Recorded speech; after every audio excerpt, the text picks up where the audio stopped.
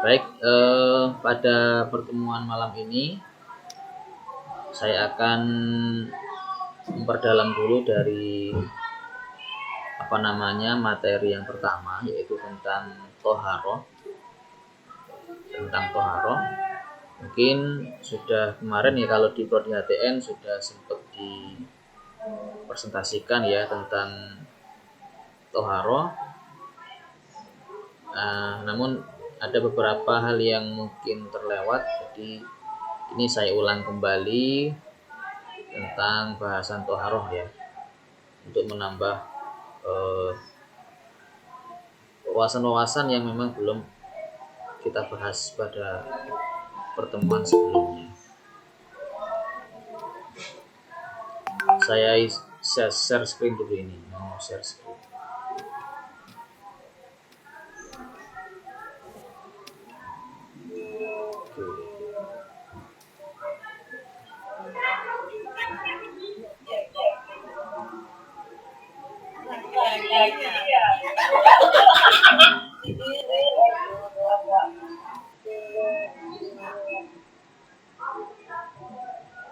Bisa nampak ini?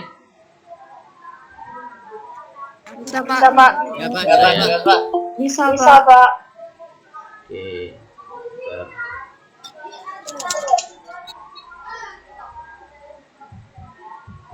Saya malah nggak nampak kalian ini. Gimana biar nampak wajah kalian ini?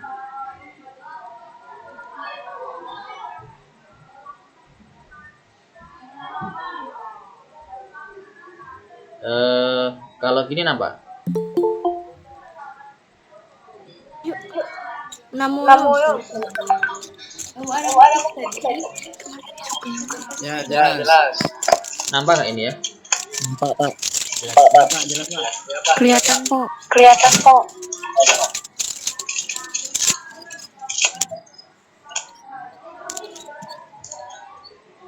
Oke, sebentar ini.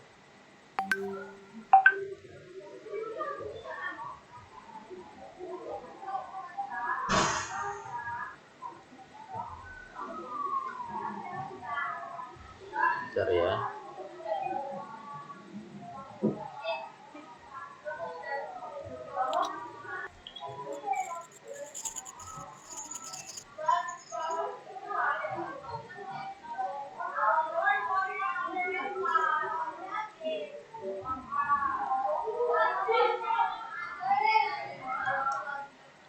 Saya hilang lagi ini.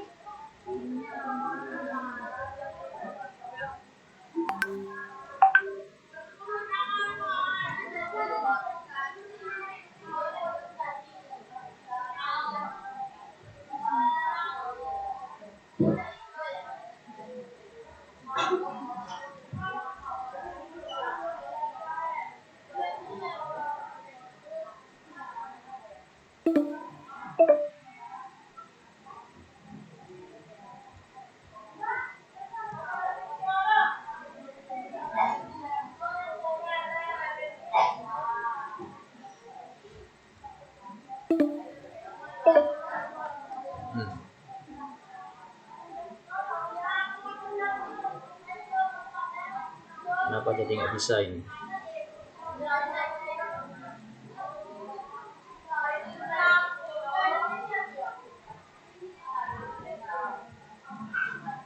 Oke. Tentang toharoh ya. Jadi saya mengawali dari definisi ya. Definisi toharoh ini sudah kita bahas kemarin ya. Yang secara bahasa itu toharoh berasal dari kata an-nadzafah ya, yang artinya adalah bersuci. Sedangkan menurut istilah, toharoh itu artinya adalah suatu perbuatan yang menjadikan sahnya sholat ya, seperti wudu, mandi, tayamum, dan menghilangkan najis. Ada juga yang disebut dengan at-tuharoh ya. At-tuharoh ini artinya adalah alat untuk bersuci. Oke, ini definisi saya kira sudah maklum ya, definisi toharoh itu. Iya, Pak. Yang ingin saya sampaikan di sini adalah tentang ada 7 macam air ya. Ada 7 macam air yang bisa kita gunakan bersuci. Air ini adalah air yang berasal dari pembagiannya berdasarkan dari asal air itu. Jadi ada 7 macam air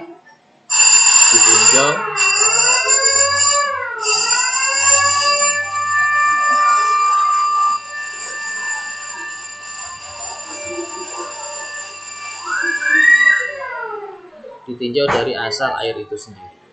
Pertama adalah ada air langit, yaitu air yang turun dari langit atau air hujan.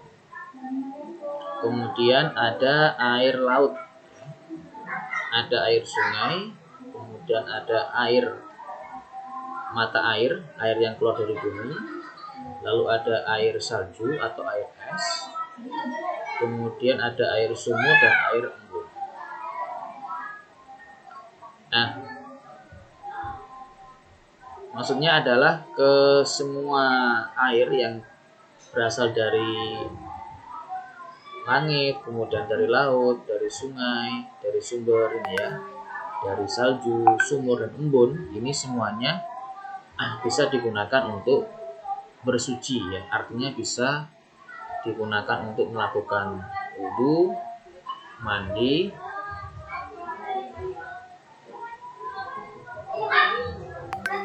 dan menghilangkan najis. Ya, jadi bisa segala macam air yang berasal dari 7 sumber ini bisa digunakan untuk bersuci.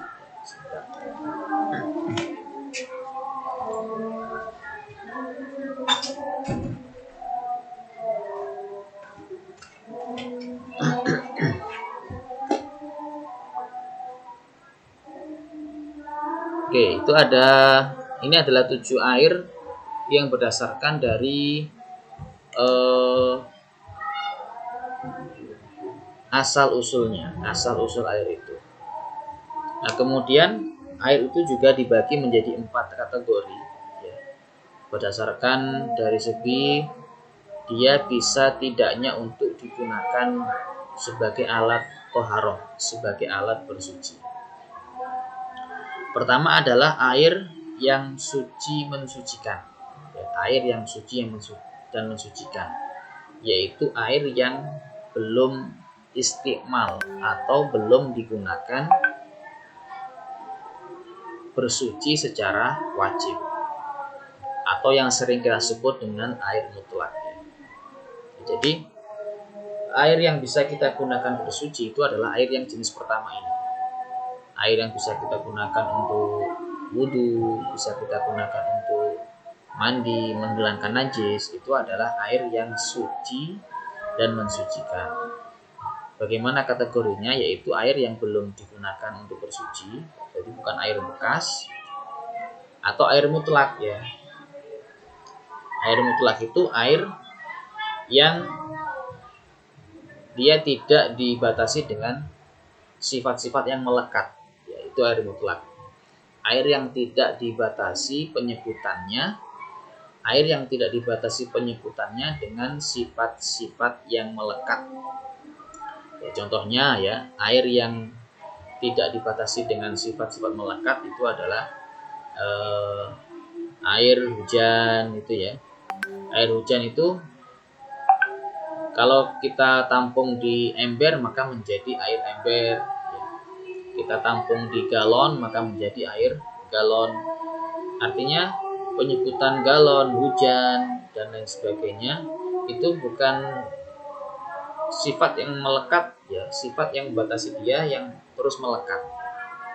Kalau dipindah-pindah tempatnya maka air itu akan berubah-ubah penyebutannya. Nah, kalau air yang dia dibatasi dengan sifat yang melekat, contohnya misalnya air dibatasi dengan sifat yang melekat, yaitu misalnya air teh. Nah, air teh ini adalah sifat yang melekat pada air.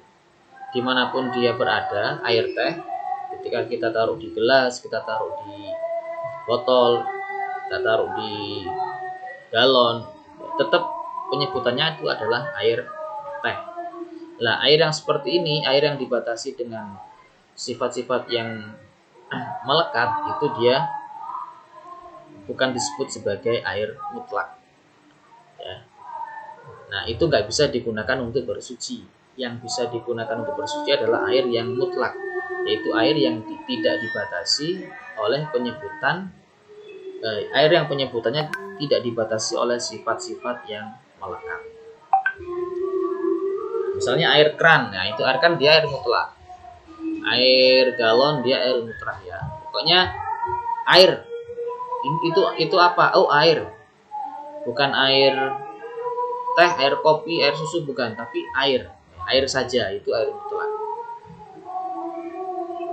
Bagaimana dengan air yang di aqua? Yaitu air saja, karena kalau kita pindah itu ya namanya bukan air aqua lagi. Oke, yang kedua itu ada namanya air yang suci dan mensucikan. Nah, tetapi dia makruh. Ada air yang suci dan mensucikan tapi makruh. Makruh itu maksudnya apa? Maksudnya dia itu tidak dianjurkan untuk digunakan, tidak disenangi untuk digunakan, lebih baik ditinggalkan.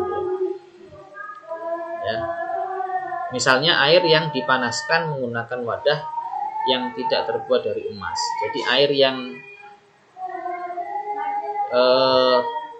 panas, tapi panasnya itu karena matahari, misalnya gitu ya. Atau air yang kita panasi, misalnya air panas ya, air hangat itu ya. Tapi yang di sini yang dimaksud dengan air yang panas ini adalah air yang dipanasi dengan sinar matahari.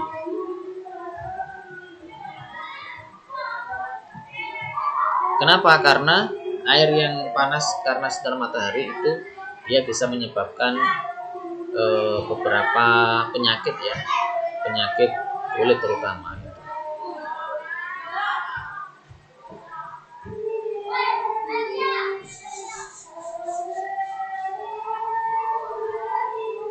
Oke, itu air yang suci mensucikan tapi makruh.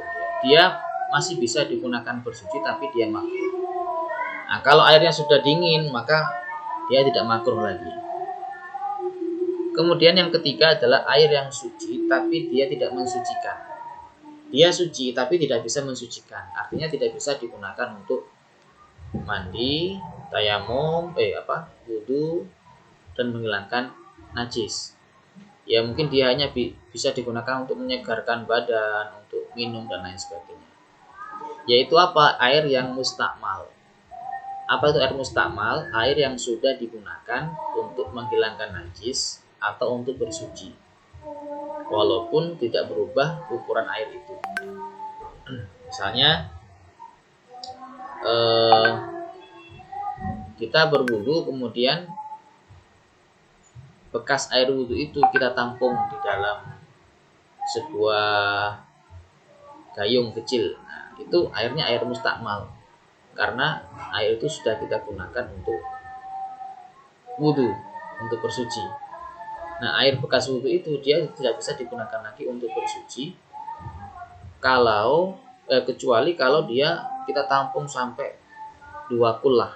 2 kullah itu ukuran minimal air ya, minimal air yang bisa mensucikan, yang bisa kita yang aman untuk bersuci itu 2 kullah. Bekas seperti itu kita nggak bisa menggunakan bersuci, kecuali kita kumpulkan dan berkumpul banyak lagi, itu baru bisa kita gunakan bersuci, sudah mensucikan. Kemudian ada yang keempat adalah air najis, yaitu air yang sudah terkena najis.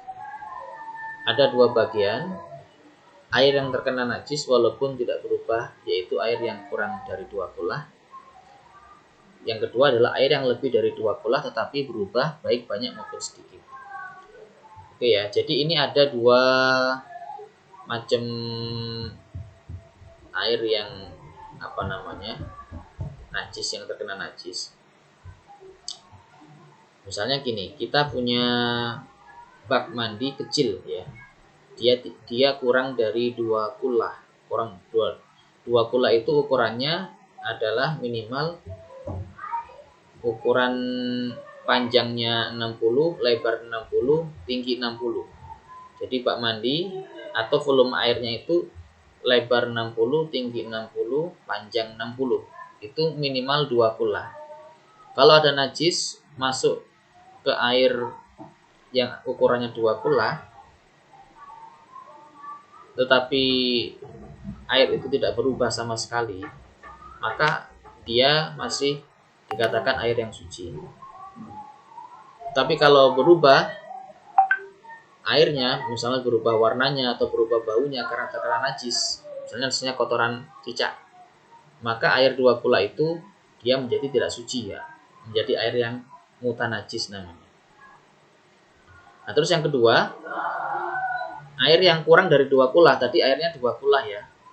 Air 2 kula kalau tidak berubah terkena najis, maka dia masih suci. Kalau sudah berubah dari sifat rasa, bau dan warna, maka dia menjadi najis. Nah, tapi kalau air kurang dari 2 kula, itu berarti kurang dari volume air yang minimal tadi. Panjangnya 60, lebar 60, tinggi 60. Maka ketika kemasukan najis, baik dia berubah maupun tidak, maka air itu menjadi air yang mutanajis. Sehingga nggak bisa digunakan untuk bersuci. Ya, kalau kita gunakan bersuci, malah dia akan menjadikan tubuh kita najis semuanya, karena kita menggunakan air yang tidak suci.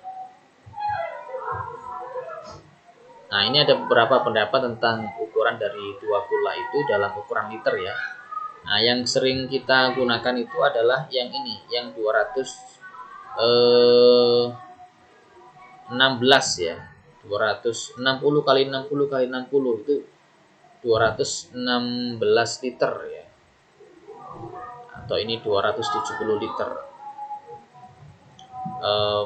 Ukurannya yang sering kita pakai itu adalah yang ukuran 60 kali 60 kali 60. Oke ya, itu tentang macam-macam air. Ini penting sekali kita sampaikan. Kenapa? Karena mungkin banyak dari kita itu tidak cermat dengan kondisi air ya ketika kita bersuci.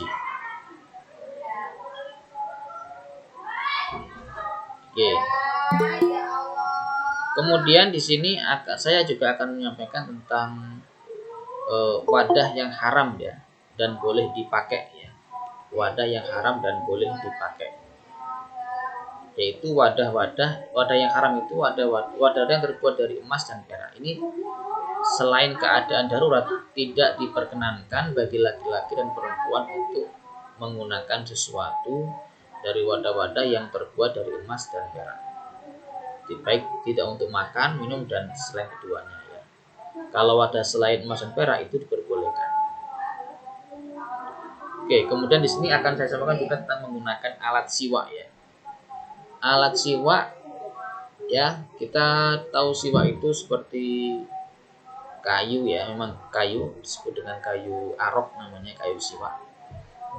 Itu hukumnya sunnah ya.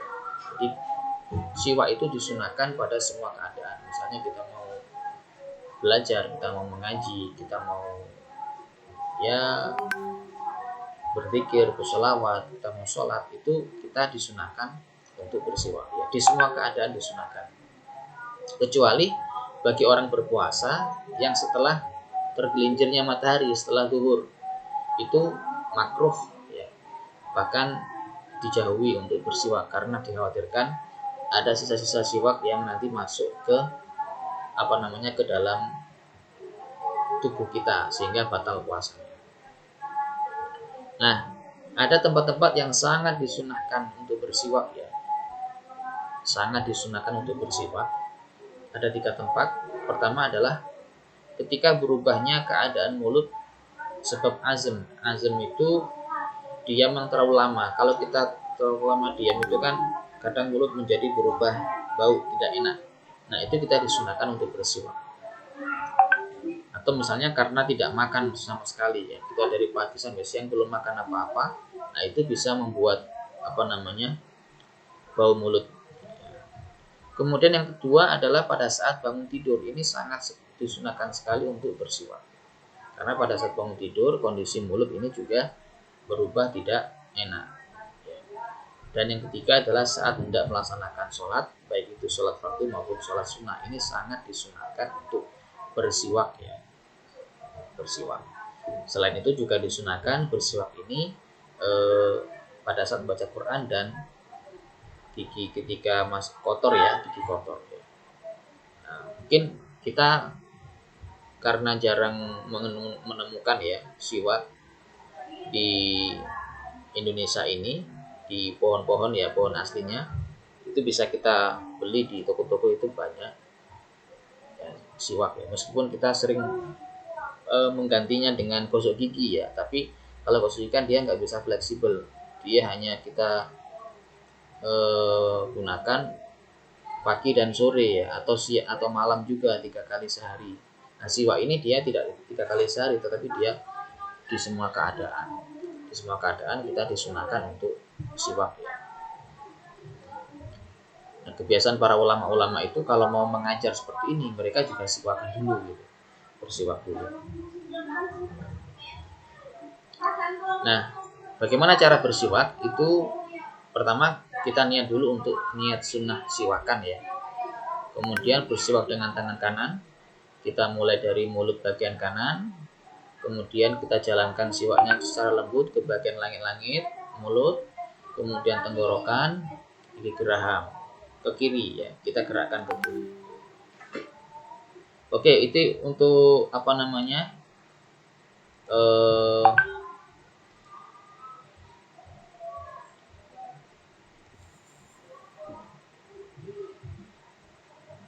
ya, ini untuk materi yang sesi pertama. Nanti ada 2 sesi ya, tentang apa tadi, macam-macam air ya, air ditinjau dari segi asal usulnya, kemudian dari segi pembagiannya, dan tadi ada beberapa tentang siwak gitu. Oke, sebelum kita lanjutkan ke materi sesi 2, oke silakan didiskusikan apa yang saya sampaikan tadi, mana yang belum dipahami boleh ditanyakan.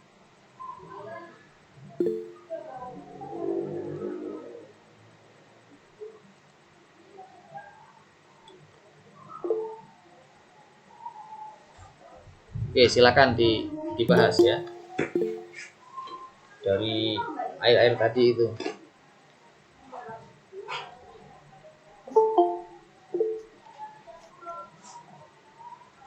Mira ini. Dari Prodi Hukum Tata Negara, Pak.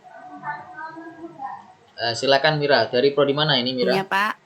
Tadi kan Bapak menjelaskan tentang air yang digunakan untuk bersuci dan air digunakan untuk bersuci. Nah, salah satu jenis air yang diperbolehkan untuk bersuci itu tadi kan air yang ukurannya itu lebih dari 2 kula atau 2 kula tapi tidak terkena najis kan, Pak? Tidak boleh digunakan untuk bersuci.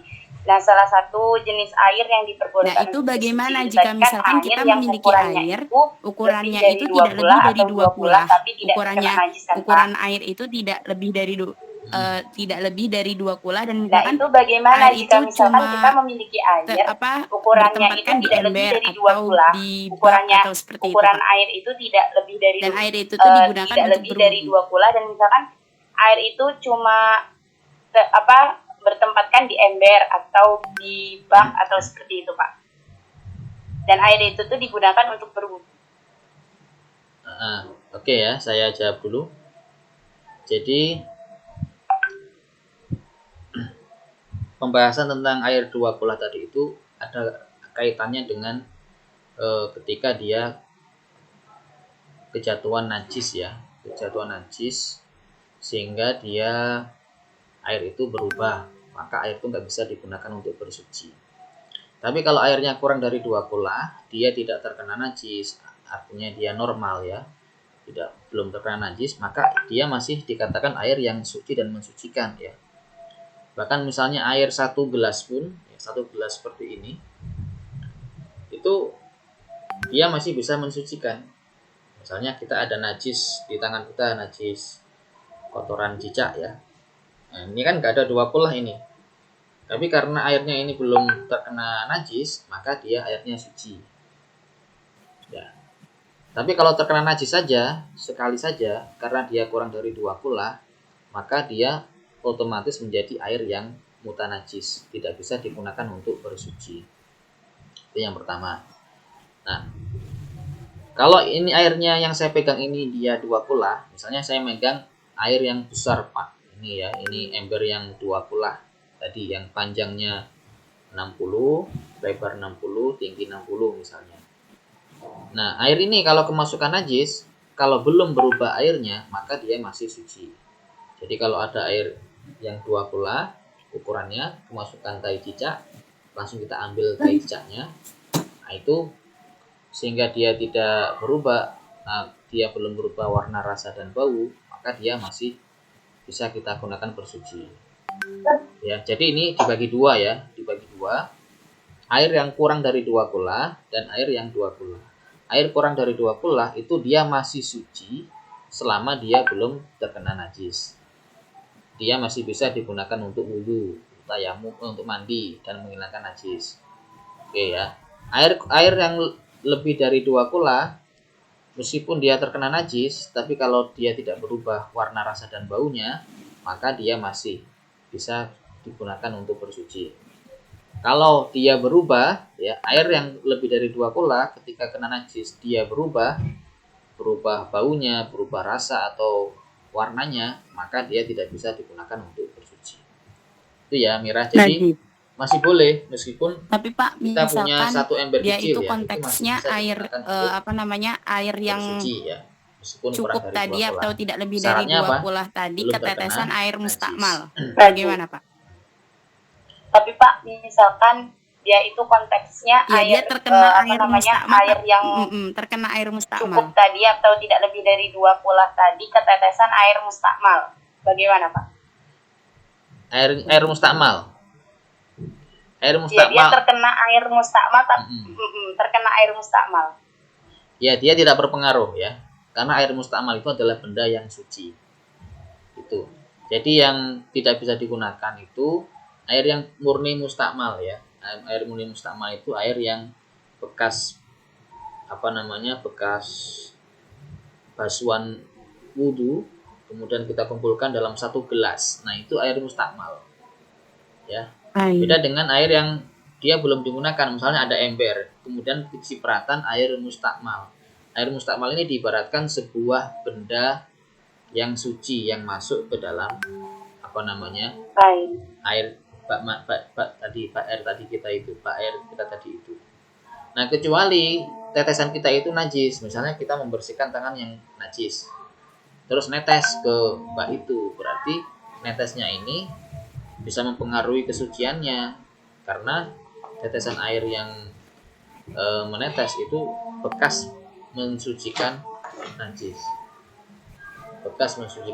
sehingga tetesannya menjadi najis itu kan tadi. Ya, jadi tidak berpengaruh.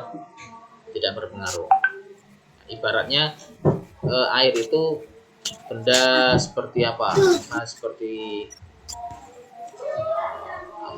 batu yang suci itu masuk ke air, ya itu tidak masalah, karena dia tidak mempengaruhi, bukan benda yang najis. Itu ya. Memang ada yang mengatakan itu nanti mempengaruhi, tapi bisa mempengaruhi kalau kadar air yang mustakmal yang masuk ke dalam bak air kita itu lebih banyak. Misalnya air kita itu 1 gelas, kemudian ukurannya 1 gelas, kemasukan air mustakmal 1 ember, maka itu mempengaruhi. Tapi kalau hanya 1 tetes, 2 tetes itu tidak Bisa mempengaruhi Pak, sudah jelas. Terima kasih air Pak. yang tadi mau kita gunakan untuk bersuci itu. Itu. Nah, gimana Mira? Sudah bisa dipahami? Bisa Pak, sudah jelas. Terima kasih Pak. Oke, yang lain.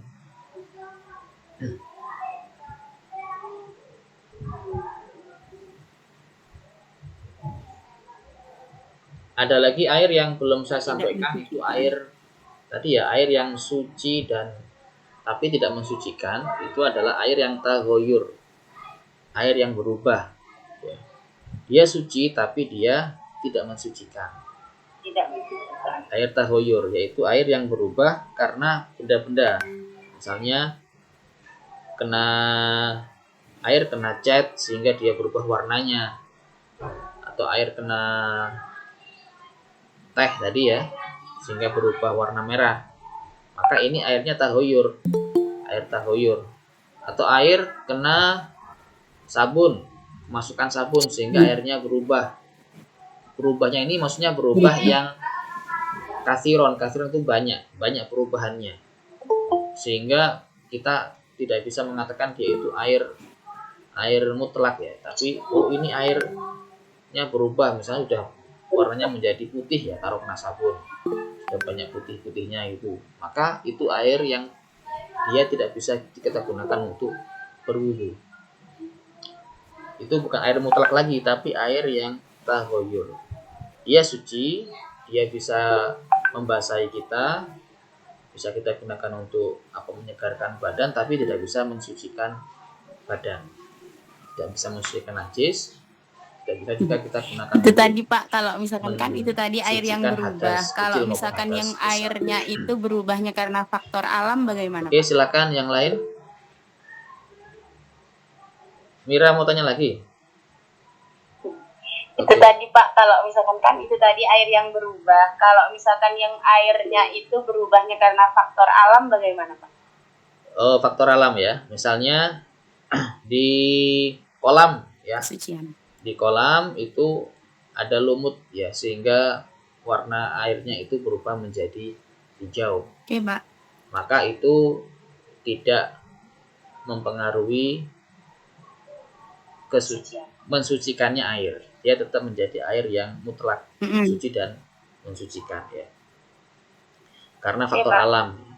Atau misalnya air faktor alam, dia air sungai karena banjir, maka airnya keruh gitu kan. Nah, itu masih baik, Pak, terima mensucikan kasih. air itu. Air sungai yang keruh itu juga masih mensucikan karena dia lebih dari 2 kula. Lebih dari 2 kula masih. Baik Pak, terima kasih. Ya, oke, yang lain.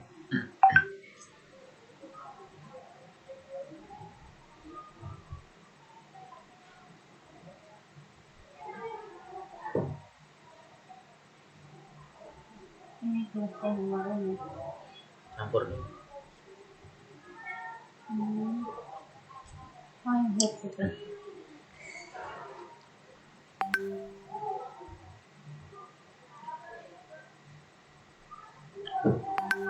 Oke, kalau tidak ada saya lanjutkan ke materi sesi kedua ya. Ini tentang wudu ya, tentang wudu.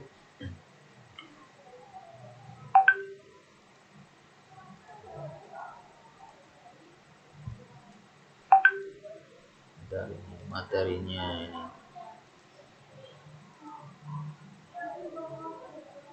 Oke, mana tadi?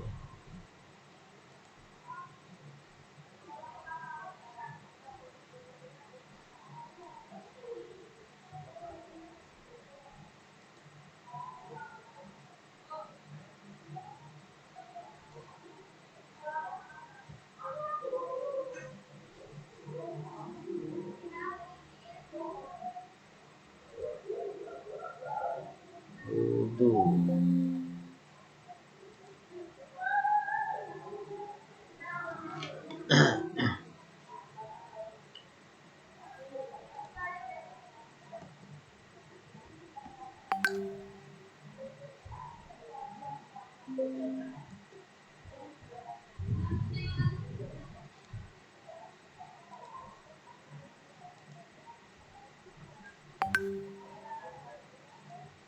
Bisa, Pak.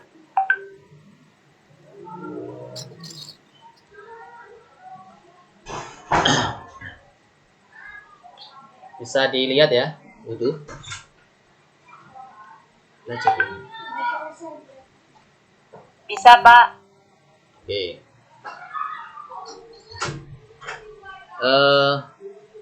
Kita mulai dari definisi dulu. Ada dua macam kata di sini ya. Ada namanya al-wudu, dan yang kedua adalah al-wadu. Al-wadu. Kalau al-wudu itu adalah pekerjaan berwudunya, sedangkan al-wadu itu adalah benda yang kita gunakan untuk melakukan wudu, yaitu air itu sendiri. Ya, jadi ada istilah al-wudu dan ada al-wadu. Kalau al-wudu itu adalah perbuatan kita dari niat sampai membasuh muka dan sampai membasuh kaki. Kalau al-wadu itu adalah air yang kita gunakan untuk melakukan itu tadi. Yang paling penting kita pahami dari wudu ini adalah fardu wudu ya, atau yang sering kita sebut dengan rukun wudu. Ya. Ada 6 rukun wudu. Pertama adalah niat wudu. Oke, niat kita perlu memahami definisinya. Apa itu niat secara syara? Yaitu adalah menyengaja. Jadi kita sengaja melakukan sesuatu yang bersertaan dengan melakukannya, atau kita sengaja melakukan sesuatu yang ketika menyengaja itu bersamaan dengan melakukan sesuatu itu tadi. Misalnya kita wudu, berarti pas awal kita melakukan wudu, kita niat kita itu bersamaan dengan awal kita melakukan wudu. Nah, itu niat. Sehingga jika melakukannya itu lebih akhir daripada sengaja melakukan tadi, itu disebut dengan azam. Misalnya azam itu gimana? Oh, saya nanti mau pergi. Nah, perginya kan masih nanti, tapi niatnya itu sudah duluan. Itu namanya azam. Saya nanti mau belajar jam 10. Nah, sekarang jam 8 misalnya. Saya mau belajar. Itu dalam hati kita sengaja untuk belajar. Bermaksud untuk belajar. Tapi belajarnya masih jam 10 nanti. Maka ini namanya bukan niat, tapi namanya azam. Namanya azam. Jadi sebuah maksud, kesengajaan, tujuan dalam hati, tetapi perbuatannya belum kita lakukan. Nah, kalau niat itu dalam hati itu sudah sengaja melakukan, secara lahiriahnya kita juga melakukan bersamaan dengan niat yang telah kita sebutkan dalam hati tadi. Sehingga niat itu harus dilakukan saat membasuh awal bagian dari wajah. Ya, niat itu harus dilakukan saat membasuh awal bagian dari wajah. Maksudnya apa? Bersamaan dengan basuhan bagian tersebut, bukan sebelumnya dan bukan setelahnya. Jadi kalau kita wudu, kan kita niat itu nawaitul wudu'a li raf'il hadatsil asghari fardhu lillahi ta'ala. Nawaitul wudu'a li raf'il hadatsil asghari lillahi ta'ala. Nah, pas kita niat itu pas bersamaan dengan membasuh wajah.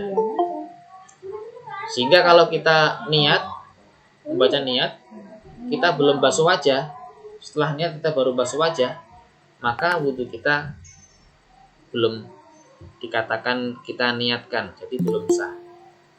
Atau kita sudah niat, kita basuh wajah dulu, baru melakukan niat, maka wudhu kita juga belum sah. Kenapa? Karena niat ini harus bersamaan dengan membasuh awal bagian dari wajah. Misal kalian sholat, Soalnya kan ada niatnya itu. Nah, sholat niatnya itu bukan sebelum sholat, tetapi ketika melakukan pertama kali gerakan sholat, yaitu takbir. Jadi ketika takbir, pada saat takbir itu kita niat. Jadi mengawal takbir, kita mengawali niat secara bersamaan. Secara lahiriah kita melafalkan takbir, nah, hati kita meniatkan untuk melaksanakan sholat. Jadi harus bareng di permulaan. Nah, wudhu juga seperti itu. Wudhu yang pertama kali kita basuh itu adalah membasuh wajah atau muka. Maka ketika bersamaan dengan membasuh awal bagian dari wajah yang kita basuh tadi, bersamaan dengan itu kita juga niat. Jadi pas kita basuh wajah, dalam hati kita mengatakan nawaitul wudu alirabbil hadasil asghori lillahi ta'ala. Nah, yang selama ini praktek di masyarakat pada umumnya, niat itu dibacakan dulu. Padahal seharusnya niat itu bersamaan dengan awal membasuh bagian dari wajah. Adapun melafalkan niat sebelum kita berwudu itu hukumnya sunnah saja. Kenapa sunnah? Karena niat itu adalah definisinya qasdu syai'i muqtaronan bi fi'lihi, bermaksud melakukan sesuatu yang harus dibarengi dengan bersamaan dengan melaksanakan sesuatu itu tadi. Tuh. Nah, wudu itu yang wajib adalah dari membasuh wajah, melakukannya dari membasuh wajah.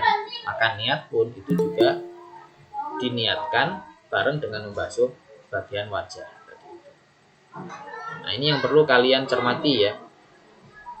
Ketika baca bismillah kemudian membasuh telapak tangan, kumur-kumur, itu belum melakukan niat, tapi masih melafalkan niat, belum niat wudu.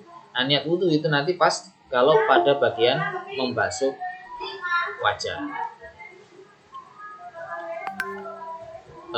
Bagaimana macam-macam niat wudu? Itu ada niat menghilangkan hadas dan niat agar diperkenankan melakukan sesuatu yang membutuhkan wudu. Ini macam-macam niat wudu ya. Ada niat fardunya wudu atau niat wudu saja, atau niat bersuci dari hadas. Oke.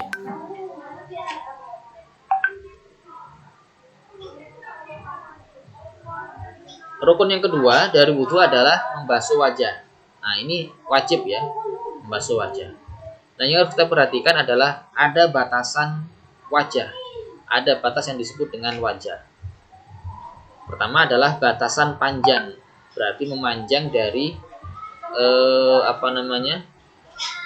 secara vertikal, dari atas ke bawah, yaitu adalah anggota wajah di antara tempat-tempat yang umumnya tumbuh rambut kepala. Jadi di bagian atas kita itu, di atas dahi itu kan ada batas tumbuh rambut kepala. Nah, itu adalah batas wajah.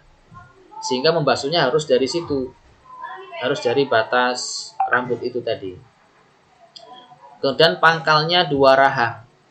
Jadi kita punya 2 rahang, itu pangkalnya itu adalah batas wajah. 2 tulang tempat tumbuhnya gigi yang bawah. Jadi ada, kalau kita meraba di 2 rahang kita itu ada tulang yang tempat tumbuhnya gigi. Itu adalah batas wajah. Sehingga harus dibasuh sampai ke situ.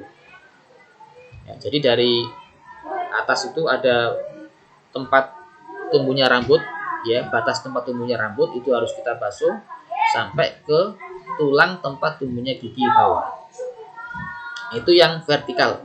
Secara horizontal atau melebar itu adalah antara kedua telinga. Jadi di antara kedua telinga. Nah, ini harus dihati-hati ya. Jadi harus betul-betul ketika membasuh wajah itu kita memperhatikan batasan-batasan yang disebut dengan wajah tadi itu. Jadi ada batasan secara memanjang atas bawah, ada batasan yang melebar dari kiri ke kanan.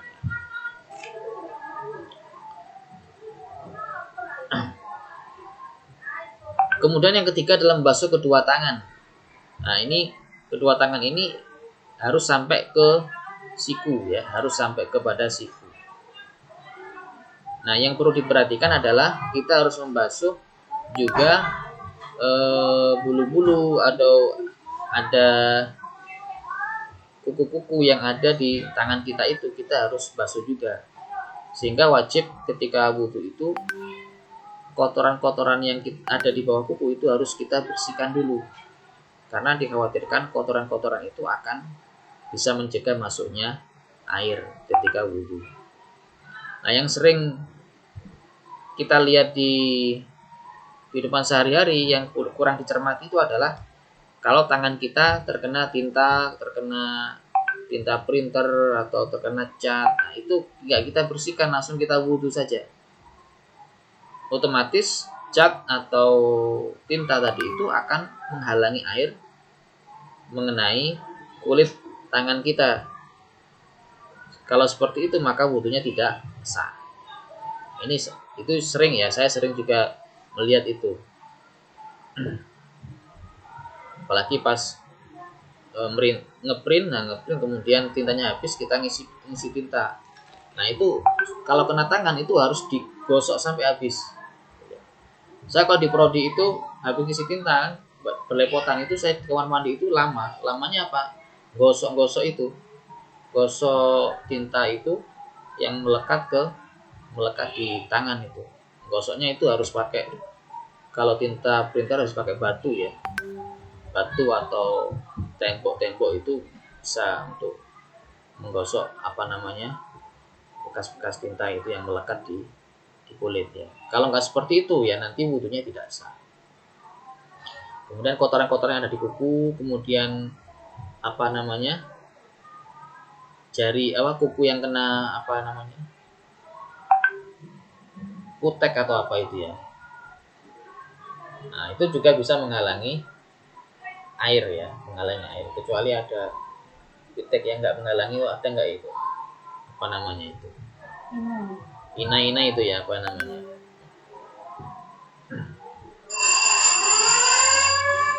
kemudian ini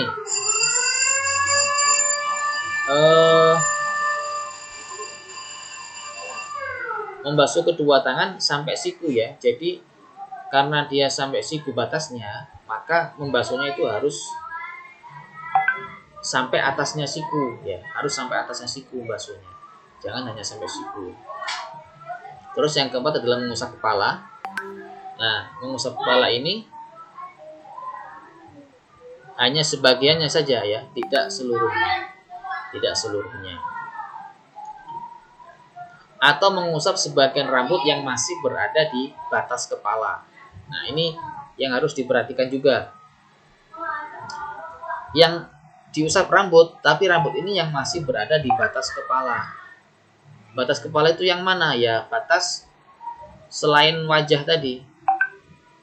Jadi kalau rambutnya melewati batas kepala, melewati batas tumbuhnya rambut tadi, maka rambut yang melewati batas itu dia bukan rambut yang berada di atas kepala. Ya, jadi kalau kita tarik rambut kita terus kita tarik ke depan, nah itu kan panjang, itu bisa sampai ke hidung atau ke mulut misalnya. Nah yang bisa kita basuh itu adalah yang masih berada di atas kepala. Melewati itu tidak bisa kita usap, tidak memenuhi ya, tidak memenuhi rukun ya. Jadi yang harus di atas kepala, betul. Kalau rambut pun yang harus ada di atas kepala, bukan yang melewati batas kepala tadi. Yang kelima, membasuh kaki sampai ke kedua mata kaki. Oke ya, ini itu juga dengan kaki ya. Kalau ada kotoran-kotoran di kuku-kuku itu juga harus dibersihkan dulu. Makanya sunnahnya kan kita disunahkan selalu memotong kuku ya, di hari-hari Jumat, di hari Kamis, di hari Senin. Nah itu sunnah kita melakukan potong kuku ya, Senin, Kamis, dan Jumat. Karena sampai ke dua mata kaki, maka basuhnya juga harus di atas mata kaki. Sebab kalau hanya mata kaki saja itu kan separuh mata kaki, nggak bisa kebasuh semuanya. Terus tertib itu apa? Ya berurutan ya, berurutan. Sesuai dengan cara yang telah dijelaskan tadi ya, baru-barunya. Tertib dari niat sampai ke membasuh kedua kaki tadi itu. Kalau tidak tertib maka tidak sah. Tidak sah.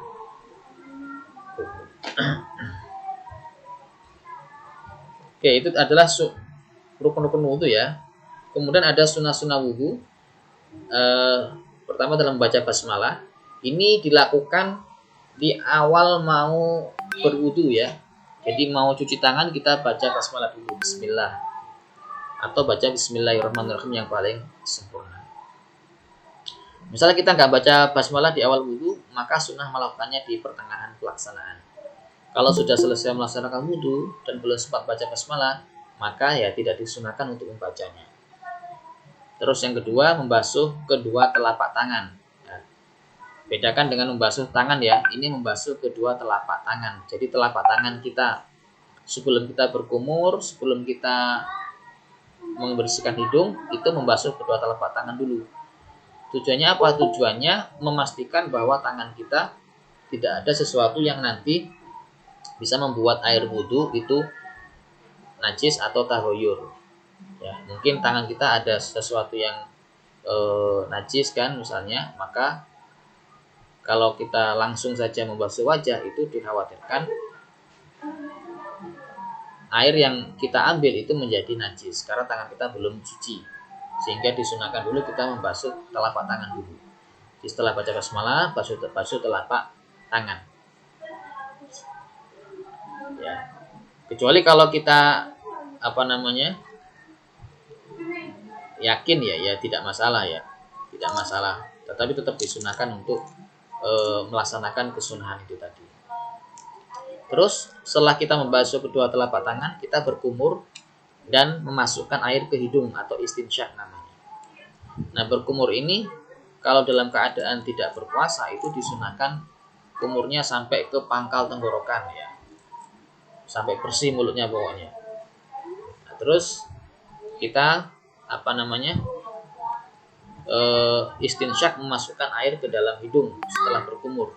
Jadi kita mengambil air di tangan, kemudian kita tarik dengan nafas kita air itu. Kita sedot air itu dengan hidung. Jadi kita sedot, setelah itu kita semburkan. Ya, kita semprotkan melalui hidung juga. Jadi kita hirup airnya, kemudian kita semprotkan.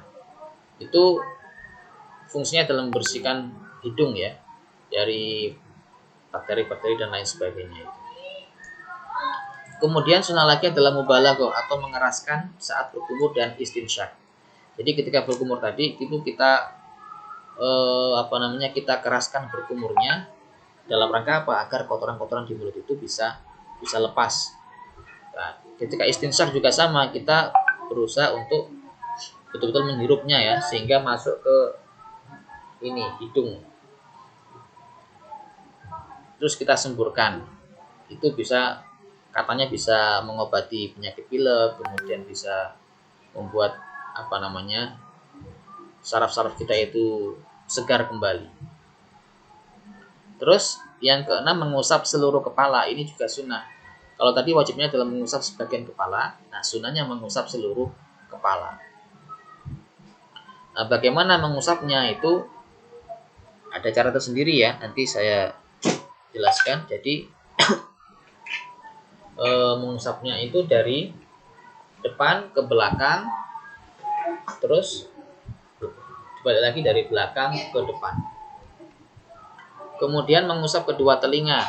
Jadi mengusap kedua telinga itu hukumnya bukan wajib ya, tapi sunnah. Nah, caranya gimana mengusap kedua telinga? Yaitu dengan memasukkan kedua jari telunjuk ke lubang telinga. Jadi pertama kita masukkan jari telunjuk kita ke lubang telinga, kemudian memutar-mutar keduanya ke lipatan-lipatan telinga. Jadi telunjuk kita itu kita putar-putar ke lipatan-lipatan telinga. Kemudian kita menjalankan kedua ibu jari di telinga bagian belakang. Oke ya, jadi terbayang ya, telunjuk kita putar-putar di lipatan telinga bagian dalam. Kemudian ibu jari kita jalankan untuk telinga bagian belakang. Lalu menempelkan kedua telapak tangan yang dalam keadaan basah pada kedua telinga. Gunanya memastikan meratanya usapan air ke telinga itu tadi. Terus menyela-nyelai jenggot jari kedua tangan dan kaki. Jadi kalau kita punya jenggot tebal itu kita sela-selai ya. Caranya kita memasukkan jari-jari tangan kita dari arah bawah jenggot ke atas.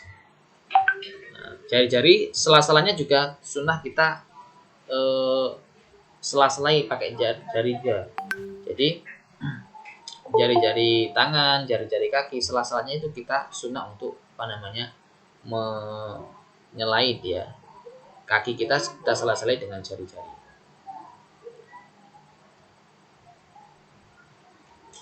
Terus cara menyelainya gimana? Nah, kalau kedua tangan itu dengan cara tasbik ya. Tasbik itu kedua jari kita satukan. Kedua jari kita satukan.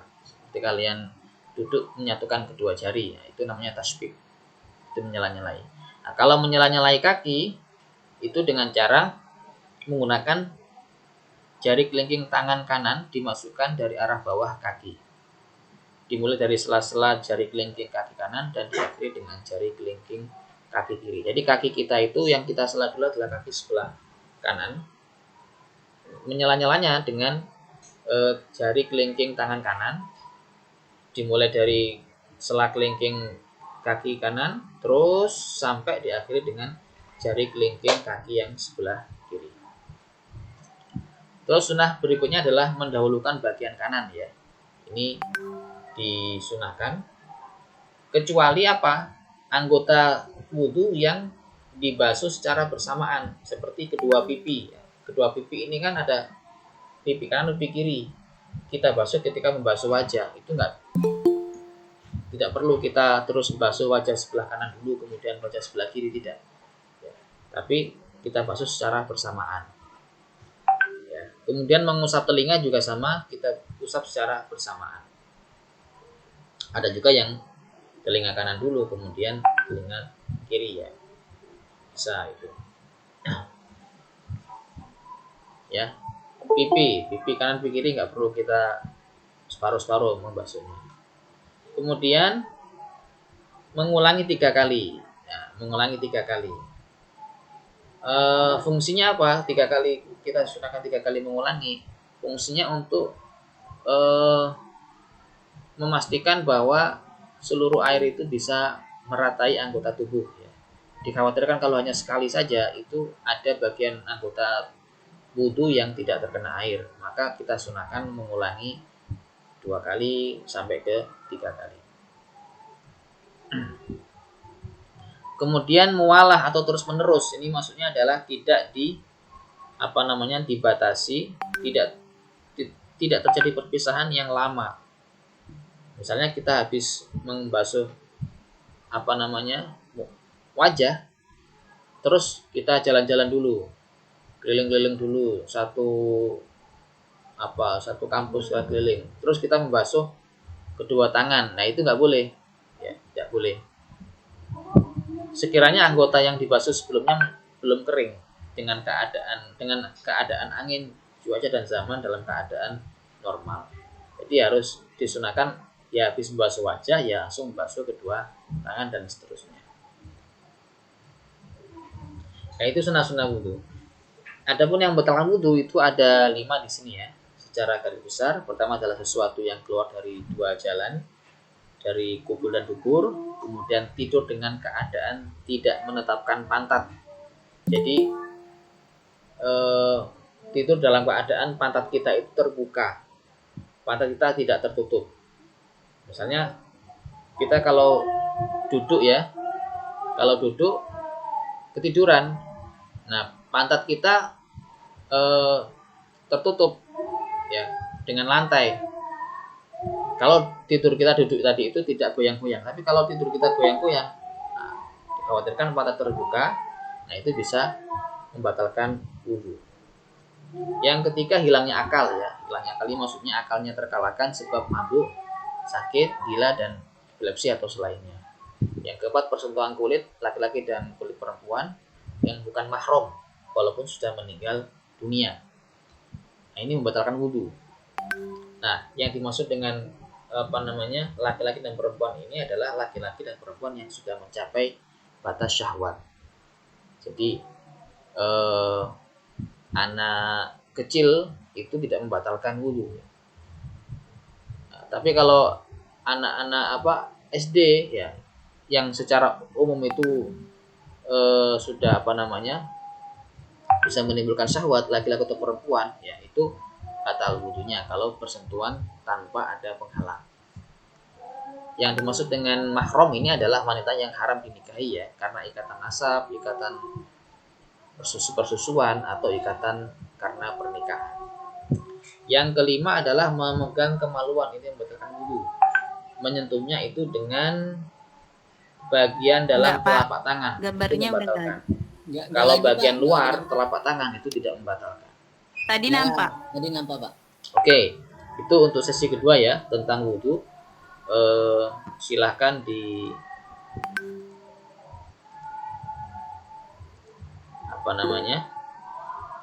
tadi nggak nampak tadi ya? Masih nampak ya? Enggak, Pak. Ya. Gambarnya udah. Assalamualaikum warahmatullahi wabarakatuh. Tadi nampak tadi nampak. Waalaikumsalam warahmatullahi Tadi nampak.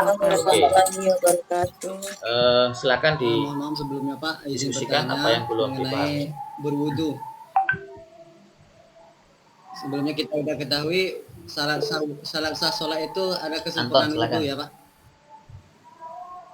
Tetapi yang pertama tadi masalah bacaan kan kalau saya pribadi, Pak, cara berwudunya ya pertama baca bismillah, cuci tangan, terus kumur-kumur sama membersihkan lubang hidung, lalu niat.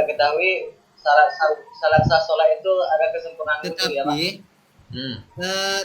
ada Tetapi, beberapa pendapat yang pertama, masalah wudu di kepala itu, Pak, tadi gimana, masalah Pak? bacaan. Apa sekedar di jidat, apa kalau langsung saya dibasuh pribadi, ke Pak, ubun-ubun, cara apa gimana, berwudunya Pak? ya pertama baca bismillah, Terus cuci yang tangan, kedua, karena terus kebanyakan di kumur masyarakat sama, nih bersihkan kalau lubang cara hidung, berwudu lalu terutama membasuh tangan.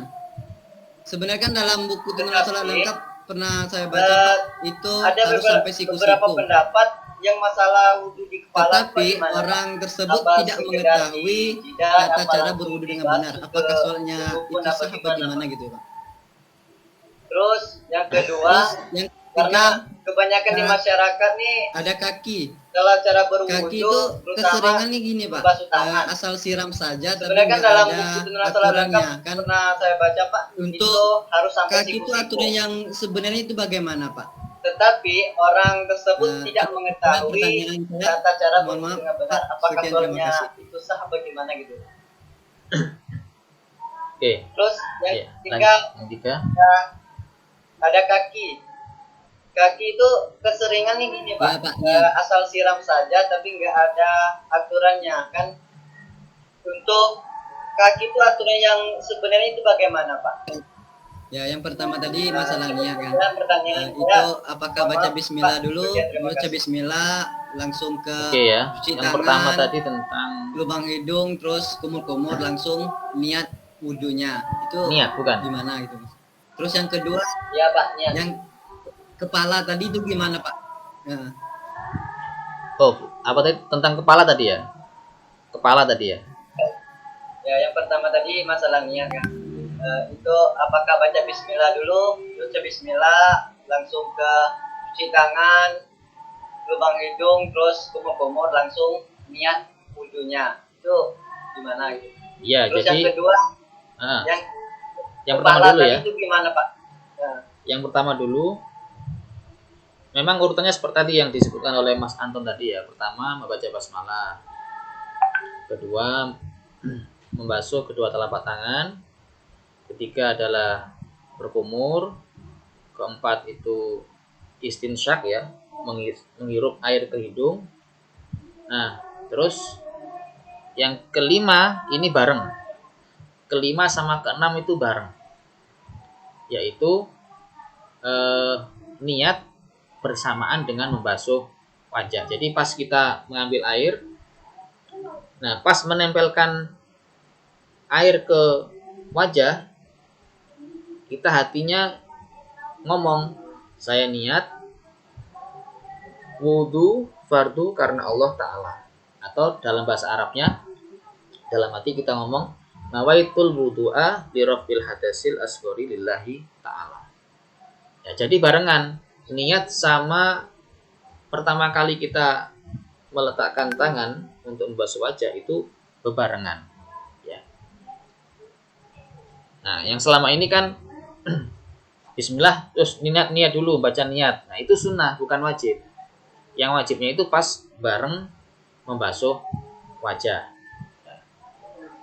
Nah, kalau yang selama ini terjadi Bismillahirrahmanirrahim terus baca niat. Nah, itu membaca ya, belum niat, itu membaca niat. Terus kita kumur-kumur menghisap air ke hidung, terus basuh wajah. Nah, pas basuh wajah kita nggak niat, nah itu salahnya seperti itu. Jadi pas basuh wajah itu kita mulai niat. Kalau yang dari awal tadi Bismillah dulu. Bismillah, membasuh kedua telapak tangan, kemudian berkumur ya, istinsyak. Nah, baru niat bersamaan dengan membasuh wajah, itu bebarengan. Terus yang kedua tentang kepala tadi ya. Mengusap kepala. Lah, tadi mengusap kepala itu mengusap kulit atau mengusap rambut. Yang paling bagus setelah mengusap kulit ya. Di mana? Ya di batas kepala. Nah, kepala ini kan ada batasnya. Yang tempat tumbuhnya rambut pertama ini batas kepala. Sampai belakang sini. Ini batas kepala. Jadi yang kita usap mana? Ya kita usap di bagian manapun yang ada di kepala kita ini. Nah, bagaimanapun, boleh belakang, boleh depan, boleh kulit, boleh rambut. Nah, rambut ini syaratnya adalah rambut yang dia masih di atas batas kepala. Misalnya ada mas bagus ini, rambutnya kan banyak yang melebihi batas kepala. Kalau kita tarik ke depan, nah, yang rambut yang ada di dahi ini dia tidak bisa kita gunakan untuk mengusap rambut ya, sebagai rukun wudu. Tapi yang ada bukan di atas kaki, karena keseringan kaki itu pangkalnya ini asal siram saja, Pak. Rambut yang ujungnya ini kita tidak bisa untuk melakukan rukun tadi, nggak boleh. Tuh. Nah, terus tentang apa tadi? Membasuh kaki, Pak. Kaki ya? Tangan bukan? Bukan kaki, karena keseringan kaki itu asal siram saja, Pak. Oh iya, kaki ya. Nah, kaki itu kan perintahnya wudu kan seperti ini kan. Wa idza qumtum ila sholati faghsilu wujuhakum wa aydiyakum ilal marafiqi wamsahu bi ru'usikum wa arjulakum ilal ka'bain. Ya. Sama antara tangan dengan kaki ya. Perintahnya sama. Faghsilu wujuhakum wa aydiyakum ilal ka'bain. Wa aydiyakum ilal ka'bain. Basuhlah kedua tanganmu sampai ke faghsilu wujuhakum ilal marafiqi. Wa aydiyakum ilal marafiqi. Basuhlah kedua tanganmu sampai ke siku. Wa arjulakum ilal ka'bain, dan basuhlah kedua kaki-kakimu sampai kepada kedua mata kaki. Nah, ini pada intinya yang pokok, yang prinsip adalah semua rata terkena air. Ya, semua rata terkena air. Yang penting tangan sampai siku terkena air semua. Kaki dari ujung sampai ke kedua mata kaki itu terkena air semua. Tidak ada yang terlewat satu garis pun yang enggak kena air. Pada prinsipnya itu, kalau itu sudah terpenuhi maka wudunya sah. Tuh. Adapun cara membasuhnya itu boleh dari ujung jari ke siku, dari ujung jari kaki ke kedua mata kaki, atau dibalik dari siku dulu ke ujung jari, atau dari mata kaki ke ujung jari penjelasannya, kaki. Pak. Jadi boleh dua-duanya, tidak harus ujung jari dulu baru ke siku itu. Ya. boleh dua-duanya. Yang penting pada prinsipnya tidak ada bagian yang tidak terkena air. Itu Mas Anton ya. Izin Pak sebelumnya. Yang lain gimana? Nah, misalkan apabila kita sudah berwudu kan Pak, kemudian kita terkena najis, namun najisnya Ya. itu najis yang tidak tergolong najis yang besar, misalkan kita terkena tai cicak kayak gitu kan Pak. Nah, itu tuh kita itu udah langsung batal Ini ada atau yang tanya cukup ini. membersihkan tai cicaknya sampai Mira, ya Mira. sifat-sifatnya itu tuh hilang. Seperti itu Pak. Terima kasih. Izin Pak sebelumnya. Oke. Nah, misalkan apabila kita sudah berwudu kan Pak, kemudian kita terkena najis, namun najisnya itu najis yang tidak tergolong najis yang besar, misalkan kita terkena tai cicak kayak gitu kan Pak. Nah, itu tuh kita itu udah langsung batal atau cukup membersihkan tai cicaknya sampai sifat-sifatnya itu tuh hilang. Seperti itu Pak. Terima kasih. Oke. Jadi yang perlu kita bedakan itu adalah hadas dengan najis ya.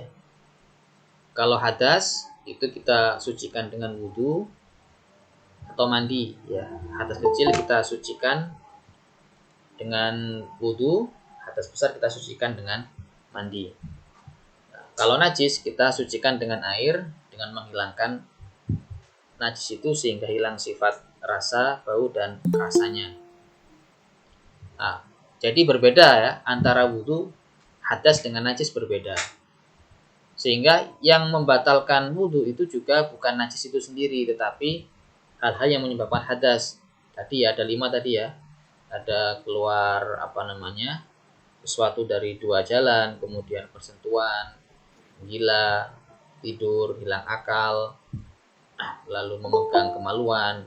Nah, itu yang membatalkan wudu, artinya membuat hadas kembali. Adapun kalau terkena najis, berarti wudunya tidak batal, tetapi bagian tubuh kita terkena najis, itu saja.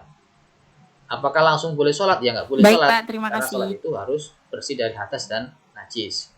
Sehingga kita bersucinya 2, bersuci dari hadas dan bersuci dari najis.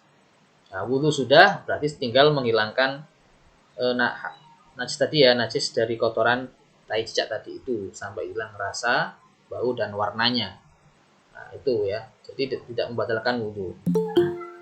Itu Mira. Baik Pak, terima kasih. Oke.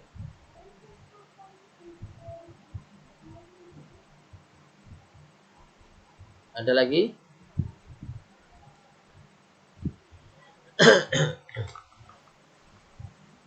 Baik, Pak.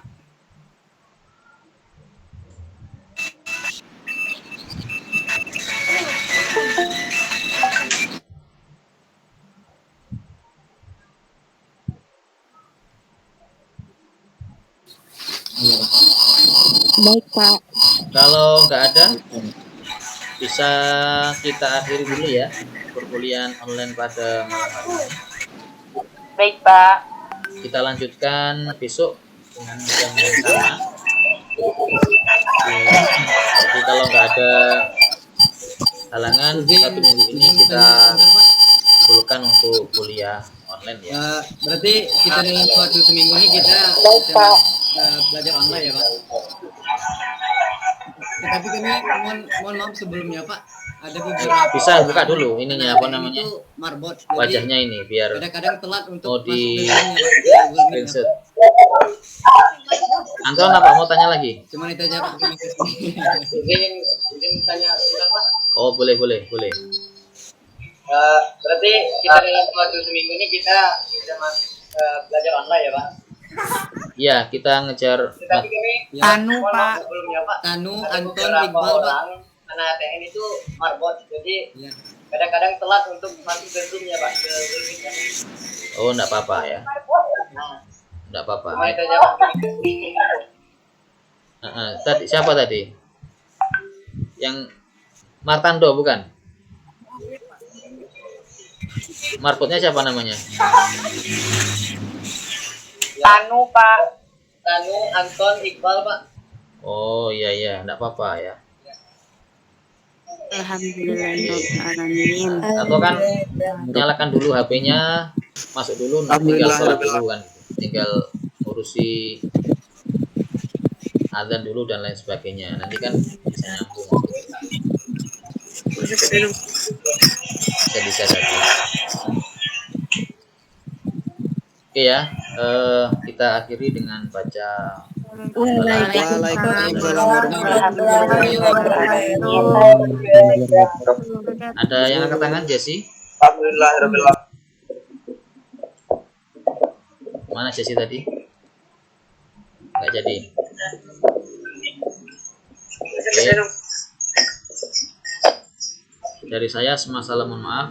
Wassalamualaikum warahmatullahi wabarakatuh. Waalaikumsalam warahmatullahi wabarakatuh.